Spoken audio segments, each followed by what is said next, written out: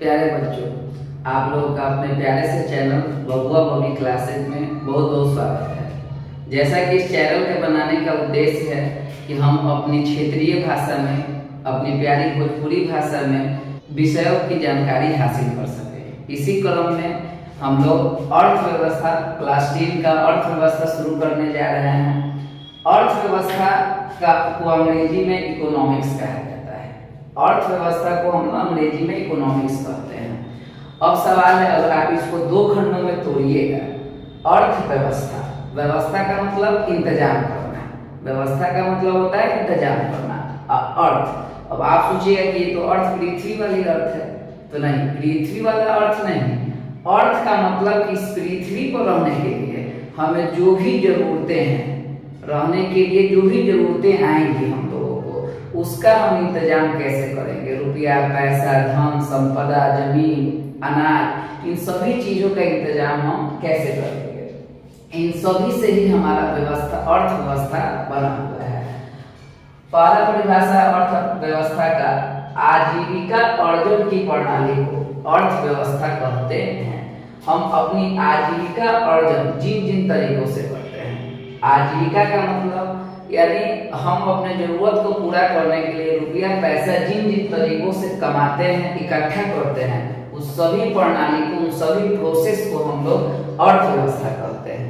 अगर इसकी दूसरी परिभाषा को देखा जाए तो समाज के सभी आर्थिक क्रियाओं का योग, यानी हमारे समाज में जो लोग भी हैं और जो भी आर्थिक क्रिया कर रहे हैं, आर्थिक क्रिया का मतलब कि अपनी आमदनी के लिए, अपने जरूरत को पूरा करने के लिए जो भी काम कर रहे हैं, चाहे कोई हलवाई मिठाई बना रहा हो, कोई दर्जी कपड़ा सी रहा हो, कोई बैंक कर्मी बैंक में काम कर रहा हो, यानी हमारे समाज का कोई भी व्यक्ति अपनी जरूरत को पूरा करने के लिए जो भी क्रियाएं करते हैं उसको आर्थिक क्रिया कहते हैं। तो समाज के सभी आर्थिक क्रियाओं को जब जोड़ दिया जाएगा तो इसी से क्या बनेगा, अर्थव्यवस्था। तो एक ये भी परिभाषा हो सकता है कि समाज के सभी आर्थिक क्रियाओं का योग अर्थव्यवस्था कहलाता है। अगर हम लोग भोजपुरी में बात करें तो हमनी के अपना जरूरत के पूरा करे खातिर जो सारा काम करेगी सब, वो सब के क्या कहे, आर्थिक क्रिया। वो सब काम जो हम सब अपना जरूरत के पूरा करे खातिर करेगी सब, ओकरा के आर्थिक क्रिया। और सब आर्थिक क्रिया के जोड़ दिए तो क्या बनी, अर्थव्यवस्था। यानी कहने का अर्थ क्या है कि अर्थव्यवस्था यानी कोई इंसान सर्वाइव करने के लिए जो जो चीज चाहिए उसको सबको मैनेज करना, सबको इकट्ठा कर लेना, यही क्या कहलाएगा, अर्थव्यवस्था। तो सबसे सिंपल परिभाषा है, आजीविका अर्जन करने की प्रणाली को अर्थव्यवस्था कहते हैं।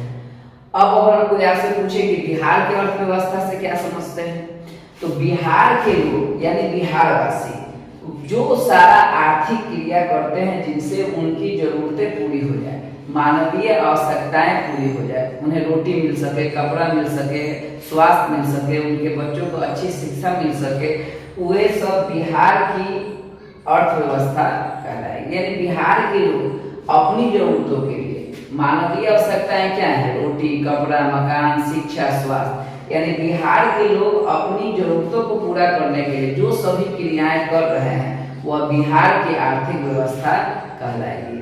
इसी तरह हर राज्य की हम कह सकते हैं, और जब हर राज्य की कह सकते हैं हम, तो हर राज्य से ही मिलकर देश बना हुआ है। यानी जो भी राज्य आर्थिक क्रिया कर रहा है उससे उस राज्य का तो विकास होगा ही, इसके साथ साथ हमारे देश का भी विकास होगा।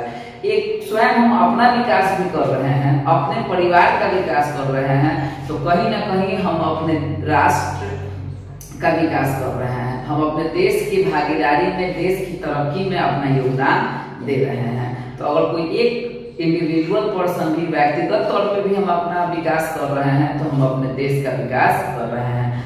यानी कहने का अर्थ है कि हर एक छोटा इकाई, हर एक व्यक्ति, हर एक जिला, हर एक राज्य मिलकर जो विकास करेगा उसी का कुल योग हमारे देश के विकास में दिखाई देगा।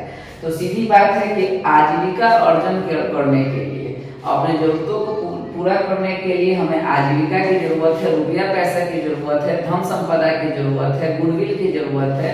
तो इन सब चीजों को इकट्ठा करने की जो प्रणाली है उसे ही अर्थव्यवस्था कहा जाता है। अब हम बात करेंगे आर्थिक क्रिया की। आखिर आर्थिक क्रिया क्या है? आर्थिक क्रिया। आर्थिक क्रिया क्या है? आर्थिक क्रिया से हम क्या समझते हैं? तो हमारी ये सभी क्रियाएं, क्रिया मैंने हमारे द्वारा किया गया सारा वर्क, हमारी ये सभी क्रियाएं जिनसे हमें आय प्राप्त होती है, जिनसे हमें आमदनी प्राप्त होती है, जिससे हमें रुपया प्राप्त होता है, मुद्रा प्राप्त होता है, उन सभी क्रियाओं को आर्थिक क्रिया कहते हैं।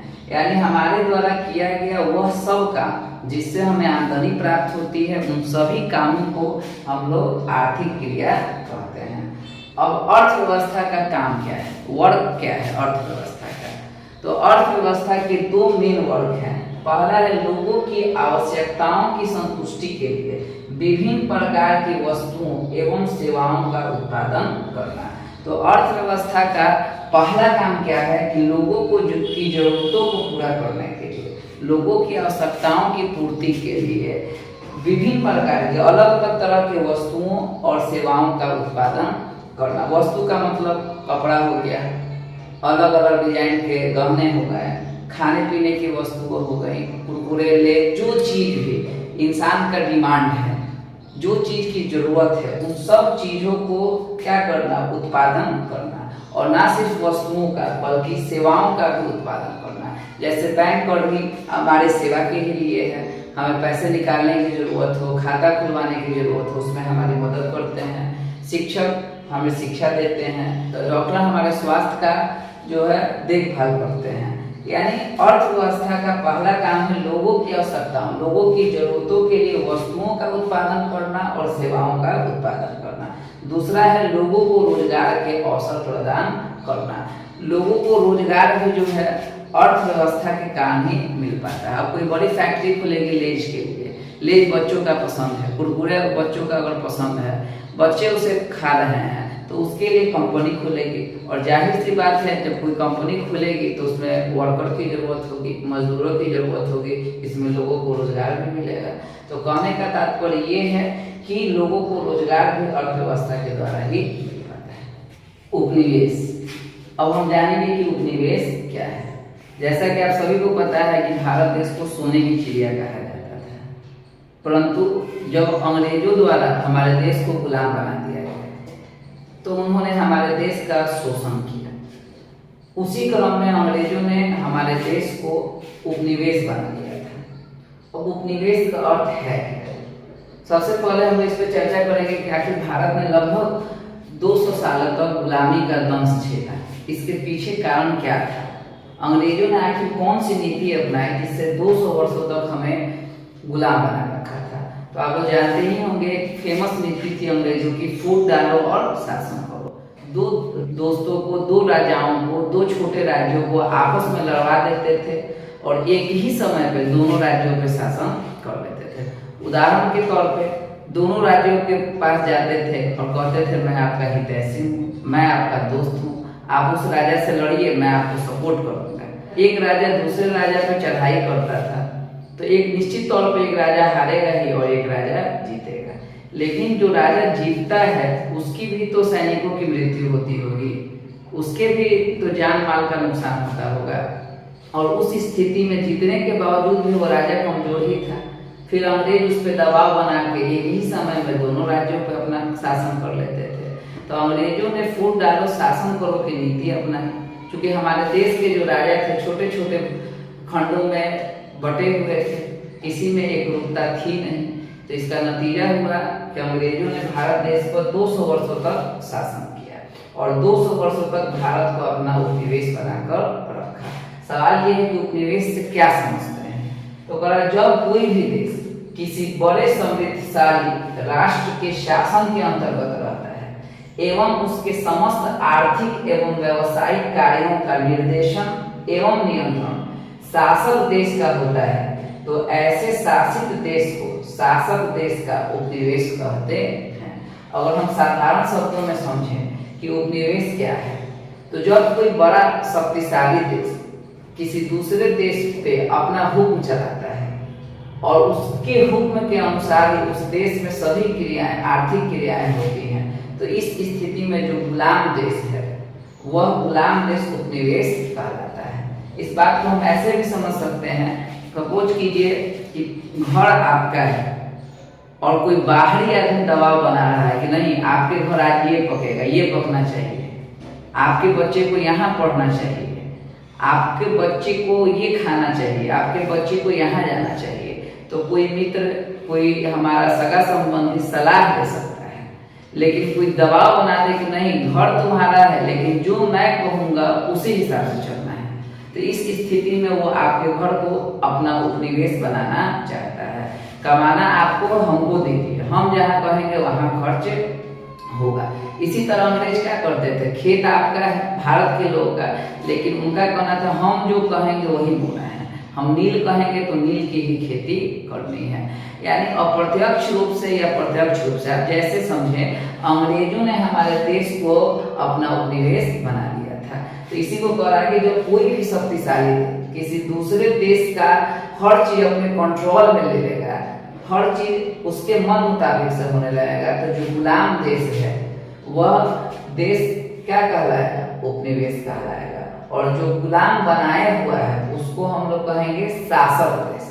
तो जब हमारा देश गुलाम था तो हमारे देश पे किस देश का शासन था, ब्रिटेन का था, यानी इंग्लैंड का था। तो उपनिवेश आप समझ चुके होंगे कि जब कोई बड़ा और समृद्धशाली देश किसी दूसरे देश को अपने कंट्रोल में ले ले और अपने कहे अनुसार उसकी सारी गतिविधियों को नियंत्रण रखे, तो इस स्थिति में जो गुलाम देश है उसी गुलाम देश को हम उपनिवेश कहेंगे। ठीक है, भारत देश लगभग 200 वर्षों तक ब्रिटिश शासन का, अंग्रेजी हुकूमत का एक उपनिवेश था। उसका मूल कारण था कि हम लोगों में एकमत नहीं था, एकता नहीं था, और आसानी से अंग्रेजों ने फूट डालो की नीति अपनाई और शासन करो, फूट डालो, आपस में भाई भाई को लड़ाओ और खुद शासन। अर्थव्यवस्था की संरचना यानी स्ट्रक्चर ऑफ इकोनॉमिक्स, अर्थव्यवस्था की संरचना क्या है?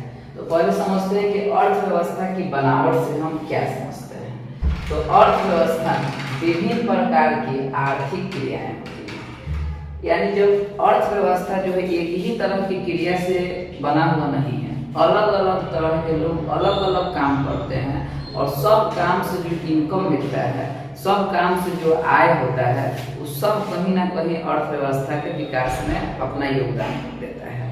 तो अर्थव्यवस्था में जो अलग अलग क्रियाकलाप होते हैं, कैसे क्रियाकलाप? आर्थिक, जिससे हमें इनकम हो।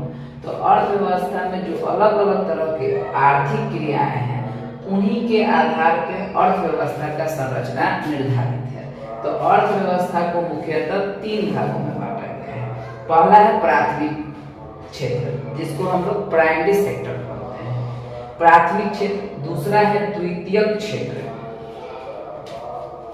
द्वितीयक क्षेत्र को हम लोग सेकेंडरी सेक्टर कहते हैं, और तीसरा है तृतीयक क्षेत्र या सेवा क्षेत्र, टर्शियरी सेक्टर और सर्विस सेक्टर। यानी अर्थव्यवस्था को हम लोग मुख्य तौर पे 3 वर्गों में वर्गीकृत किए हैं। पहला है प्राथमिक क्षेत्र, दूसरा द्वितीयक क्षेत्र और तीसरा तृतीयक क्षेत्र। तृतीयक क्षेत्र का दूसरा नाम सेवा क्षेत्र भी है। आखिर प्राथमिक क्षेत्र है क्या?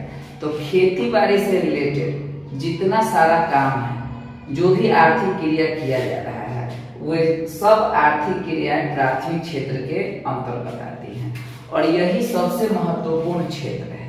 यानी खेती बाड़ी और उससे संबंधित, चाहे मछली पालन हो गया, पशु पालन हो गया, अनाज उपजाना हो गया, इन सभी कार्यों को प्राथमिक क्षेत्र के अंतर्गत रखा गया है।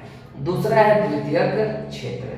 तो औद्योगिक क्षेत्र को द्वितीयक क्षेत्र कहा जाता है, यानी जो इंडस्ट्रियल एरिया है, कल कारखाना से संबंधित क्षेत्र है, उसे द्वितीयक क्षेत्र कहा जाता है।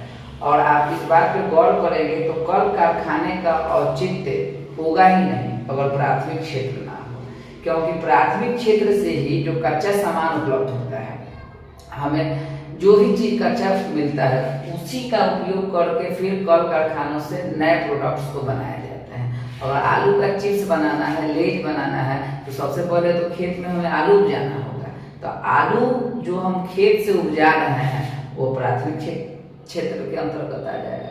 और उसके बाद जब हम उसका पैकेजिंग कर रहे हैं, उसका चिप्स बना रहे हैं, मसाला बना रहे हैं बड़े पैमाने पर, तो जो भी उद्योग है, फैक्ट्री से रिलेटेड जो भी एरिया है, उसको द्वितीयक क्षेत्र कहा जाता है।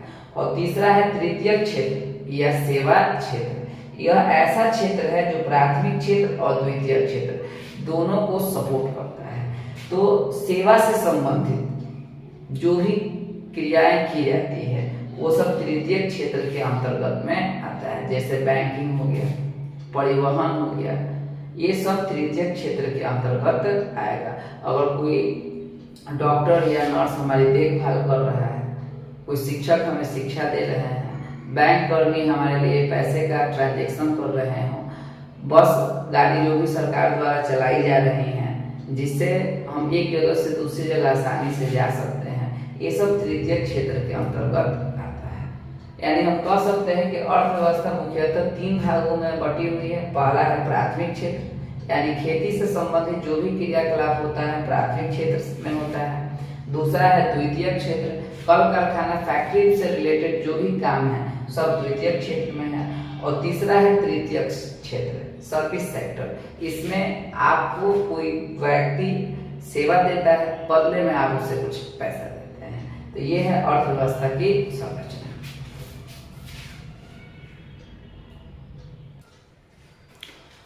तो प्राथमिक क्षेत्र कृषि यानी खेती और एवं इसके सहायक क्रियाओं को प्राथमिक क्षेत्र के अंतर्गत रखा गया है। खेती बाड़ी और इससे जुड़ा हुआ जो भी सहायक काम है सबको प्राथमिक क्षेत्र के अंतर्गत रखा गया है।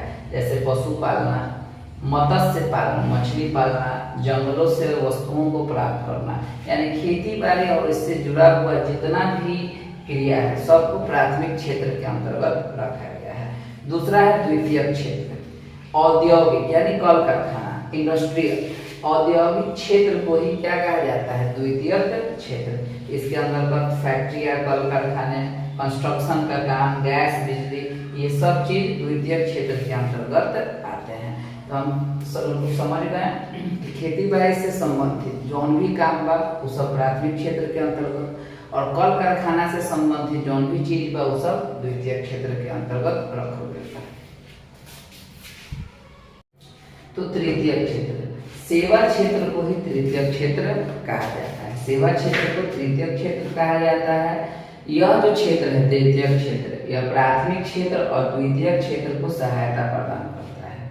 यानी जो भी लोग आते हैं, जैसे बैंकिंग सेक्टर है तो किसान को भी पैसा जमा करना पड़ेगा, बड़े इंडस्ट्रियल को भी पैसा जमा करने की जरूरत है।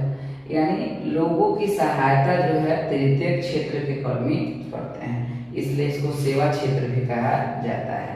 बैंकिंग, बीमा, परिवहन इत्यादि। तो आज की क्लास में हम लोगों ने क्या सीखा? तो सबसे पहले हम लोगों ने सीखा कि अर्थव्यवस्था का अर्थ क्या है, what is the meaning of economics. अर्थव्यवस्था है क्या? तो मनुष्य इस पृथ्वी पर रहने के लिए जो भी आर्थिक क्रिया करता है और उनसे अपने मानवीय आवश्यकताओं को पूरा करता है, अर्थव्यवस्था कहलाता है। यानी आदमी अपना जरूरत के पूरा करे खातिर जौन भी आर्थिक क्रिया करे वो सब के मिला के क्या कहे जाए? अर्थव्यवस्था। इसके बाद हम लोगों ने सीखा अर्थव्यवस्था के बाद कि अर्थव्यवस्था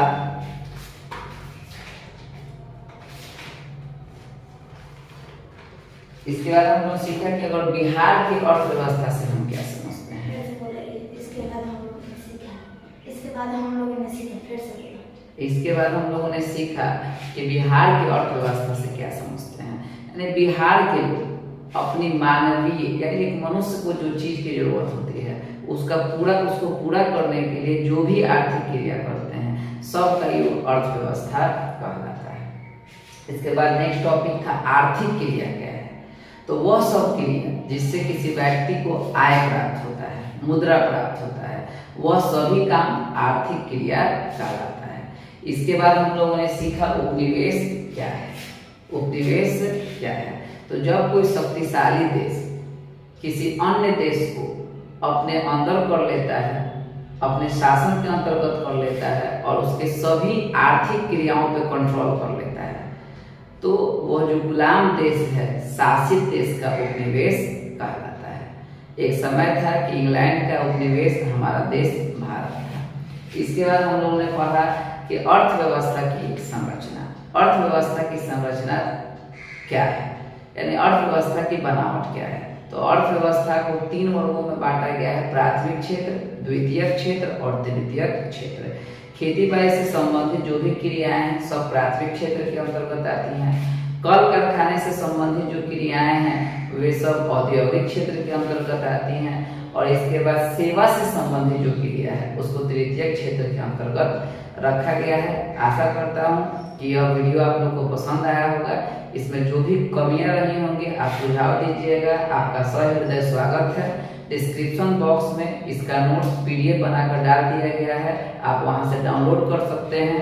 क्योंकि बोर्ड पर से देखने में समस्या हो सकती है, इसलिए PDF बना के डाल दिया गया है, आप लोग आसानी से नोट करके उसको अपने नोटबुक में लिख सकते हैं। धन्यवाद। जय हिंद।